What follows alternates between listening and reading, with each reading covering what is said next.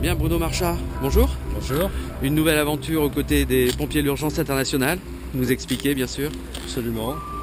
Et toujours une belle aventure. Hein. Cette fois-ci, c'est pas pour aller à Madagascar au lendemain d'une catastrophe, pour une fois.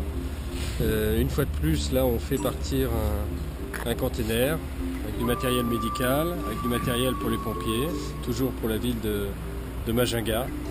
Et on espère que tout cela va contribuer à aider les populations, notamment les indigents qui ont quand même de plus en plus de mal à se soigner à Madagascar. À côté de vous, les pompiers de l'urgence internationale. Toujours présent, et puis un nouveau partenaire, la clinique Chénieux. Ça aussi, c'est important de le signaler. Et puis, d'une manière habituelle, la contribution de la région à l'envoi de ce matériel. Alors on voit les images en ce moment du chargement, ça nous paraît très étonnant, mais c'est une habitude, non? Vous savez parfaitement gérer. Là, c'est déjà le troisième, je crois, conteneur que l'on fait partir pour Madagascar, dont le troisième pour la région de Majunga.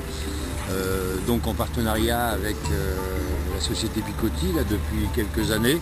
On participe avec eux dans la région de Majunga, donc d'une part l'équipement des sapeurs-pompiers de Majunga, puisqu'on a fourni un véhicule, une ambulance. Là, dans le conteneur, il y a du matériel pour les pompiers, vêtements, différents matériels. Et en plus, on a aussi, depuis le conteneur précédent, fourni du matériel médical pour l'hôpital de Majunga. Donc là, il y a des lits, des fauteuils roulants, tout un tas de matériel et beaucoup de médicaments, beaucoup de matériel médical pour l'hôpital de Majunga.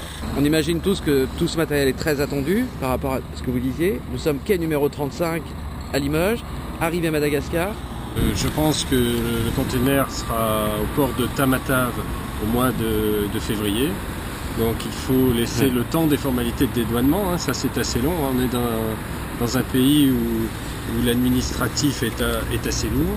Et ensuite il faut transporter le conteneur de Tamatave jusqu'à Majunga. C'est 1000 km sur des routes qui sont pas simples, donc il faut un petit peu de temps, mais ça on nous bénéficie de la logistique du groupe RACET à Madagascar. Ça c'est très important parce que sans eux, eh bien, je crois qu'on pourrait pas mener ces opérations. Ils nous aident sur les opérations de dédouanement, ils nous aident sur le transport, ils nous aident sur la distribution. Ils mettent à disposition toute une logistique et ça, je les remercie aussi pour ça.